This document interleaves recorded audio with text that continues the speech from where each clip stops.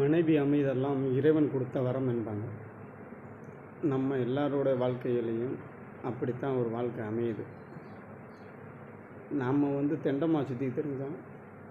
ஒரு உயிர் உள்ள முண்டத்தை நமக்கு கட்டி வச்சாங்க. சோப்பில் ஆரம்பிக்கிற பிரச்சனை கடைசியில் பைக்கு வரையும் வாழ்நாளில் நம்ம இறுதி மூச்சு அடங்குற வரையும் பிரச்சனை ஓடிக்கிட்டே தான் இருக்குது. அந்த பிரச்சனைக்கு முடிவுன்றது எந்த நேரத்துலையும் நம்மளால் எடுக்கவே முடியலை. பெரியவங்கெல்லாம் சொன்னாங்க, பொண்டாட்டிக்கு விட்டு கொடுத்து வாழ்ந்தால் நம்ம வாழ்க்கையில் சந்தோஷம் இருக்கும் அப்படின்னாங்க. வாழ்க்கையை விட்டுட்டே கொடுத்துக்கிட்டு தான் போயிட்டுருக்கோம். நமக்குன்ட்டு ஒரு வாழ்க்கை எந்த சூழ்நிலையும் கிடையாது. இப்போ கூட மனைவிக்கு அடிமையார் சங்கத்தில் முதல் உறுப்பினராண்டா நம்ம பேரையும் சேர்த்துக்கிறலாம். அதில் அப்படி போயிட்டுருக்கு நிலைமை எல்லாம்.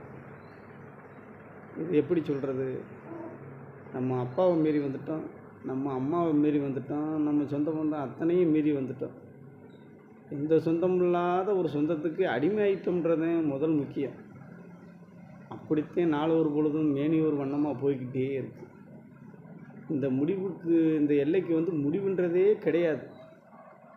இது நான் மட்டும்தானாண்டா எல்லார் வாழ்க்கையிலையும் இதுதான் நடக்குது. சில பேர் சொல்ல முடியாமல் இருக்காங்க. நாம் ஒரு சில விஷயங்களை சொல்லி பகிர்ந்துக்கிறோம். அதுதான் நடக்குது.